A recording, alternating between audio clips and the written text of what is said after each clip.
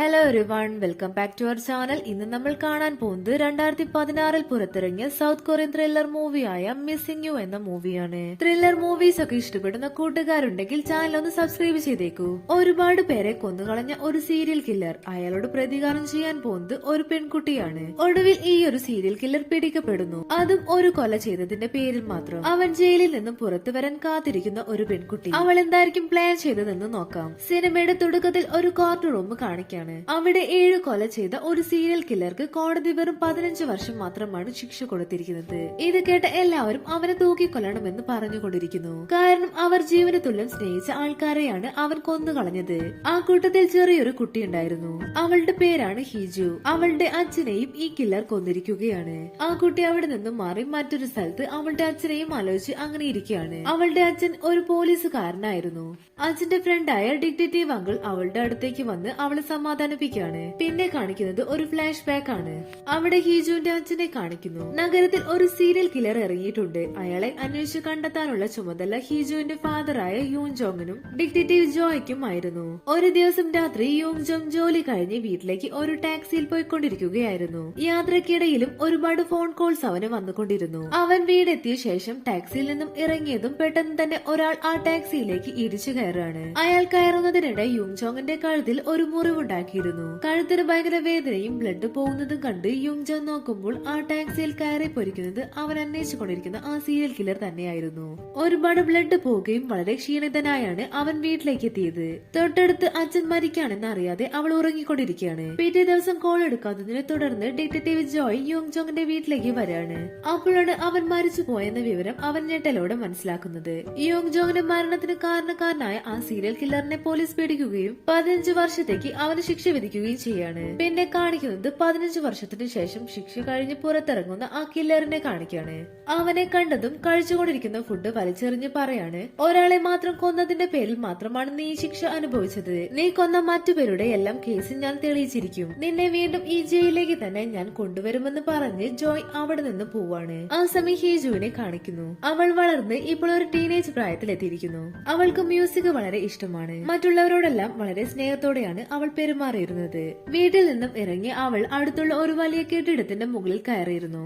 അവിടെ നിന്നും നോക്കിയാൽ അവളുടെ അമ്മയുടെ വീട് കാണാമായിരുന്നു. അമ്മ പണ്ട് അവളെയും അവളുടെ അച്ഛനെയും ഉപേക്ഷിച്ച് മറ്റൊരാളുടെ കൂടെ പോയതാണ്. അവൾ അമ്മയെ നോക്കിക്കൊണ്ടിരിക്കുമ്പോൾ അവിടേക്ക് അമ്മയുടെ രണ്ടാമത്തെ ഭർത്താവ് കയറി വരികയാണ്. അയാൾ അമ്മയെ വല്ലാതെ ഉപദ്രവിക്കുമായിരുന്നു. അയാളെ കണ്ടതും അവൾ അയാളുടെ അടുത്ത് ചെന്ന് സ്ത്രീകളോട് നന്നായിട്ട് പെരുമാറണമെന്ന് ഒരു ഉപദേശം എന്ന പോലെ പറയുന്നു.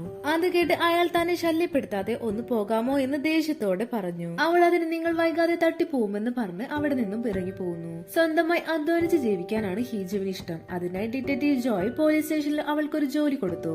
അവിടെ ക്ലീൻ ചെയ്യാനും എല്ലാവർക്കും വേണ്ട കാര്യങ്ങളൊക്കെ ചെയ്തു കൊടുക്കുകയും ചെയ്യും. അതുകൊണ്ട് അവർക്കെല്ലാം ശമ്പളം കിട്ടുന്ന ദിവസം ഒരു ചെറിയ എമൗണ്ട് എല്ലാവരിൽ നിന്നും പിരിച്ചിട്ട് ഹീജുവിന് ശമ്പളമായിട്ട് കൊടുക്കും. അങ്ങനെ സുപ്പീരിയർ ഓഫീസർ അവിടേക്ക് വന്ന് ആ സീരിയൽ കില്ലർ ഇറങ്ങിയിട്ടുണ്ടെന്ന് പറയുകയും അവനെ ഫോളോ ചെയ്യാൻ കുറച്ച് ടീമിനെയും ഏർപ്പാട് ചെയ്യുന്നു. എന്നാൽ അവന്റെ ഓരോ മൂവ്മെന്റും ഫോളോ ചെയ്തുകൊണ്ട് ഹീജും അവന്റെ പുറകെ തന്നെയുണ്ട്.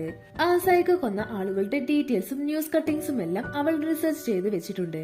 അവനെ കൊല്ലാനുള്ള പ്ലാൻ അവൾ തയ്യാറാക്കിക്കൊണ്ടിരിക്കുകയാണ്. പിറ്റേ ദിവസം അവളുടെ അമ്മയെ രണ്ടാനച്ഛൻ ക്രൂരമായി മർദ്ദിച്ചു കൊണ്ടിരിക്കുകയാണ്. ഇതെല്ലാം ബിൽഡിംഗിന്റെ മുകളിൽ നിന്നും ഹീജു കാണുന്നുണ്ട്. അവൾ വേഗം അമ്മയുടെ അടുത്തേക്ക് വരുമ്പോൾ അയാൾ വീട് വിട്ട് പുറത്തേക്ക് ഇറങ്ങിയിട്ടുണ്ടായിരുന്നു. അയാളെ കണ്ടതും അവൾ ദേഷ്യത്തോടെ കയ്യിലുണ്ടായിരുന്ന കല്ലുകൊണ്ട് അയാളുടെ തലക്കടിക്കുകയാണ്. അമ്മയെ ഉപദ്രവിച്ചതിന്റെ ദേഷ്യമെല്ലാം അവൾ അവിടെ വെച്ച് തന്നെ തീർക്കുകയാണ്. അതോടെ അയാൾ അവിടെ വെച്ച് മരിച്ചു പോവാണ്. പിറ്റേ ദിവസം പോലീസ് എത്തി ബോഡി പോസ്റ്റ്മോർട്ടം ചെയ്തതിനു ശേഷം ഹീജുവിന്റെ അമ്മയെ കാണിക്കുന്നു. ഈ കൊല ചെയ്തത് ആ സൈക്കോ തന്നെയാണെന്നാണ് പോലീസ് കരുതിയിരിക്കുന്നത്. എന്നാൽ ചീഫ് ഡിറ്റക്റ്റീവ് ജോയോട് പറയുന്നുണ്ട് അവനോടുള്ള ദേഷ്യം കാരണം എല്ലാ കൊലയും ചെയ്തിരിക്കുന്നത് അവൻ തന്നെയാണെന്ന് വിശ്വസിക്കാതെ ആ പകയെല്ലാം മാറ്റിവെച്ചിട്ട് നീ നന്നായിട്ട് അന്വേഷിക്കണമെന്ന് ചീഫ് പറയുന്നു. അടുത്ത സീനിൽ ഹീജുവിനെ കാണിക്കാണ്. എപ്പോഴത്തെയും പോലെ അവളുടെ അമ്മയെ കാണാനായിട്ട് അവൾ ബിൽഡിംഗിന്റെ മുകളിൽ കയറിയിരുന്നു. എന്നാൽ കുറെ നേരമായിട്ടും അമ്മയെ കാണാത്തോണ്ട് ആ ഒരു അപ്പാർട്ട്മെന്റിലേക്ക് അവൾ ചെന്ന് നോക്കുന്നു. അവിടെ ചെന്ന് നോക്കുമ്പോൾ അവൾ ഷോക്കായി പോവാണ്. കാരണം അവളുടെ അമ്മ വിഷം കഴിച്ച് മരിച്ചിരിക്കുകയാണ്. ഇത് കണ്ടതോടെ അവൾ ആകെ തകർന്നു പോവാണ്. ആ സമയം ജോയ് സൈക്കോയെ കാണുകയും കൊലപാതകത്തെ കുറിച്ച് ചോദിക്കുകയും ചെയ്യാണ്. എന്നാൽ അതിനെക്കുറിച്ച് ഒന്നും തന്നെ അവൻ പറയാത്തതിനെ തുടർന്ന് ജോയ് അവനെ പിടിച്ചിട്ടടിച്ചു. അതിനുശേഷം ഹീജുവിനെ കാണിക്കുന്നു. അവൾ ആ സൈക്കോയെ കൊടുക്കാനുള്ള പ്ലാൻ തയ്യാറാക്കിക്കൊണ്ടിരിക്കുമ്പോഴാണ് അവൾക്കൊരു സത്യം മനസ്സിലാവുന്നത്. അവളുടെ അച്ഛനെ കൊന്ന ആ സൈക്കോ കൊന്നിരിക്കുന്നത് 15 പേരെയാണ്. അത് മറ്റൊരാളുടെ സഹായത്തോടെയാണ് അവൻ ഈ കൊല്ലകളെല്ലാം ചെയ്തിരിക്കുന്നത്.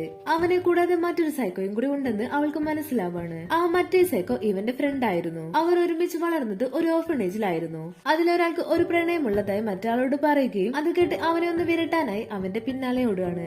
ഇതേ സമയം അവർ അവിടെ എന്താണ് ചെയ്തുകൊണ്ടിരിക്കുന്നതെന്ന് നമ്മളെ കാണിക്കുകയാണ്. അവർ ഇരുന്നതിന്റെ ചുറ്റും ഒരുപാട് തെരുവ് നായ്ക്കളെ കൊന്ന് ചാക്കിൽ കെട്ടി വെച്ചിരിക്കുകയാണ്. അവർ ചെറുപ്പം തൊട്ടേ ഒരു സൈക്കോ ക്യാരക്ടർ ഉള്ളവരാണ്.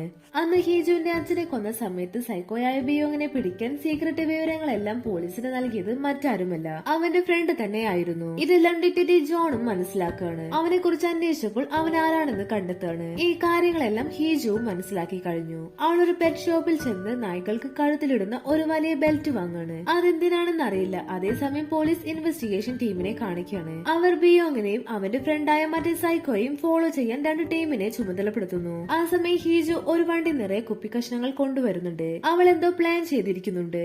ആ സമയം ബിയോങ് അവന്റെ ഫ്രണ്ടിന്റെ അടുത്തെത്തി ചോദിക്കാണ്, എനിക്കറിയാം നീ പറഞ്ഞു കൊടുത്തിട്ടാണ് 15 വർഷം എനിക്ക് ജയിലിൽ കിടക്കേണ്ടി വന്നത്. എന്താണെന്ന് വെച്ചാൽ ഇവർ തമ്മിൽ ശത്രുക്കളാകാനുള്ള കാരണം മറ്റേ സൈക്കോ പ്രണയിച്ച പെണ്ണിനെ ബിയോങ് റേപ്പ് ചെയ്ത് കൊന്നിരിക്കുകയാണ്. അതിനുശേഷമാണ് ഇവർ ശത്രുക്കളായത്. അന്ന് രാത്രി മറ്റേ സൈക്കോ അവന്റെ വീട്ടിലേക്ക് വരാണ്. വീട്ടിലെത്തി ലൈറ്റ് ഇട്ട് നോക്കുമ്പോൾ തറയിലായിട്ട് ഒരുപാട് ചില്ല് കഷ്ണങ്ങൾ കുത്തനെ വച്ചിരിക്കുന്നു. അതിൽ തട്ടി അവന്റെ കാല് ഒന്ന് ചെറുതായി ഒന്ന് മുറിഞ്ഞു. പെട്ടെന്ന് അവൻ നോക്കുമ്പോൾ ഒരു ചെയറിൽ ഹീജു ഇരിക്കുന്നുണ്ട്. സൈക്കോ അവളുടെ അടുത്തേക്ക് വരുമ്പോഴേക്കും അവന് ഷോക്കേറ്റ് അവിടെ നിരത്തിയിട്ടുണ്ടായിരുന്ന ചില്ല് കഷ്ണത്തിന്റെ മുകളിലേക്ക് വീണ് ആ സൈക്കോ അവിടെ വെച്ച് മരിക്കാണ്. അങ്ങനെ ഒരാളെ കൊന്നതിന് ശേഷം മറ്റൊരു പ്ലാനുമായി ബിയോങ്ങിനെ തേടി അവൾ വരികയാണ്. അവൻ സമാധാനമായി ഉറങ്ങാൻ നോക്കുമ്പോൾ ബെഡിൽ എന്തോ ഉള്ളതായി അവന് തോന്നാണ്. ആ ബെഡ്ഷീറ്റ് മാറ്റി നോക്കുമ്പോൾ അവൻ കണ്ടത് ഞെട്ടിക്കുന്ന കാഴ്ചയായിരുന്നു. അവൻ കൊല്ലണമെന്ന് കരുതി അവന്റെ ഫ്രണ്ടിനെ ആരോ കൊന്ന് ഒരു പ്ലാസ്റ്റിക് ബാഗിലാക്കി അവന്റെ ബെഡിൽ കൊണ്ടുവച്ചിരിക്കുന്നു. പെട്ടെന്ന് ഹീജു പുറകിലൂടെ വന്ന് ബിയോങ്ങിന്റെ കഴുത്തിൽ ഇഞ്ചക്ട് ചെയ്ത് അവന് ബോധം കിടത്തി വെക്കുകയാണ്. ആ സമയം പോലീസ് അവിടേക്ക് വരികയും ആ ശബ്ദം കേട്ട് ബിയോങ് അവിടെ നിന്നും രക്ഷപ്പെടുന്നു. ആ സൈക്കോയെ കൊന്നിരിക്കുന്നത് ബിയോങ് തന്നെയാണെന്ന് പോലീസ് ഉറപ്പിച്ചു കഴിഞ്ഞു. അവൻ എത്രയും പെട്ടെന്ന് അറസ്റ്റ് ചെയ്യാൻ പോലീസ് എല്ലാം അവനെ അന്വേഷിച്ചിറങ്ങി. ആ സമയം അവന്റെ ഫ്രണ്ടിനെ കൊന്നിരിക്കുന്നത് ഒരു പെൺകുട്ടിയാണെന്ന് ബിയോങ് മനസ്സിലാക്കാണ്. അവൻ ചെയ്ത കൊലയുമായി ബന്ധപ്പെട്ട ആരോ ആണ് അവളെന്ന് അവൻ മനസ്സിലാക്കുന്നു. അവൾ ആരാണെന്ന് അറിയാൻ ഒരു നെറ്റ് കഫേയിൽ കയറി അവളെ കുറിച്ച് സെർച്ച് ചെയ്തുകൊണ്ടിരിക്കുമ്പോൾ അവൻ കൊന്ന പോലീസുകാരന്റെ മകളാണ് അവളെന്ന് അവൻ കണ്ടെത്താണ്. ആ സമയം നെറ്റ് കഫേന്റെ ഓണർ അവൻ ആരാണെന്ന് മനസ്സിലാക്കി പോലീസിനെ വേഗം വിവരം അറിയിക്കുന്നു.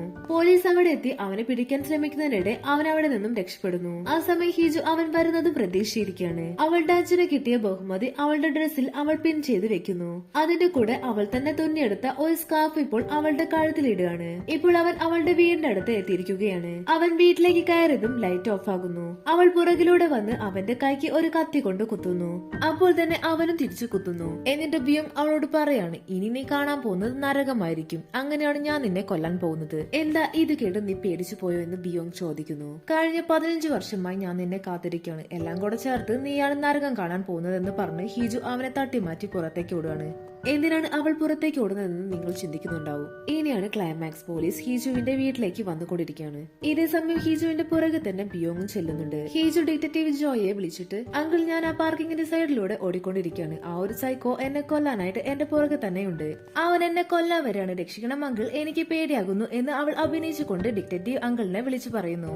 ഇപ്പോൾ പോലീസ് എല്ലാം ഹീജു പറഞ്ഞ സ്ഥലത്തേക്ക് വണ്ടി തിരിക്കുകയാണ്. ആ സമയം ഹീജു ഒരു ഊഞ്ഞാലിൽ കയറി നിന്ന് സൈക്കോയെ നോക്കിക്കൊണ്ട് ഒരു പേടിയും ഇല്ലാതെ ആടിക്കൊണ്ടിരിക്കുകയാണ്. എന്നിട്ട് നീ കൊന്നിരിക്കുന്നത് 15 പേരെയല്ല 16 പേരെയാണെന്ന് പറഞ്ഞ് അവളുടെ കഴുത്തിൽ കിടക്കുന്ന സ്കാർഫ് അവന്റെ കയ്യിലേക്ക് ഇട്ട് കൊടുത്ത് ആദ്യമേ അവൾ കഴുത്തിലിട്ട ഡോഗിന്റെ ബെൽറ്റിൽ ഊഞ്ഞാലിന്റെ ആ ചങ്ങല കൊളുത്തി അവൾ താഴേക്ക് ചാടുകയാണ്. ആ സ്പോട്ടിൽ തന്നെ അവളുടെ കഴുത്തൊടിഞ്ഞ് അവൾ മരിച്ചു പോകുന്നു. അപ്പോഴേക്കും പോലീസ് വന്ന് ബിയോങ്ങിനെ പിടിക്കുന്നു. അവളുടെ കഴുത്തിലുള്ള ആ ബെൽറ്റ് കണ്ട് ഇത് ചെയ്തത് അവൻ തന്നെയാണെന്ന് തെളിയാണ്. അവസാനം കോടതി അവന് വധശിക്ഷ വിധിക്കുന്നു. ദിവസങ്ങൾക്ക് ശേഷം ഡിറ്റക്റ്റീവ് അങ്കിൾ അവളുടെ വീട്ടിൽ ചെന്ന് നോക്കുമ്പോൾ കണ്ട കാഴ്ച ഞെട്ടിക്കുന്നതായിരുന്നു. ഇതെല്ലാം അവളുടെ പ്ലാൻ ആയിരുന്നു എന്നും ഇത്രയും വർഷം അവന് വേണ്ടി അവൾ കാത്തിരിക്കുകയായിരുന്നു എന്നും മനസ്സിലാക്കി ആ നിമിഷം അയാൾ തകർന്നു പോവാണ്. ഒരു ചെറിയ പെൺകുട്ടി അവളുടെ ജീവൻ കൊടുത്തുകൊണ്ട് അവളുടെ പ്രതികാരം വീട്ടിയിരിക്കുകയാണ്. അവിടെ വെച്ച് ഈ ഒരു സിനിമ അവസാനിക്കുന്നു. അപ്പോൾ വീഡിയോ ഇഷ്ടമായാൽ ലൈക്ക് ചെയ്യാനും സബ്സ്ക്രൈബ് ചെയ്യാനും നിങ്ങളുടെ ഫീഡ്ബാക്ക് അറിയിക്കാനും മറക്കല്ലേ.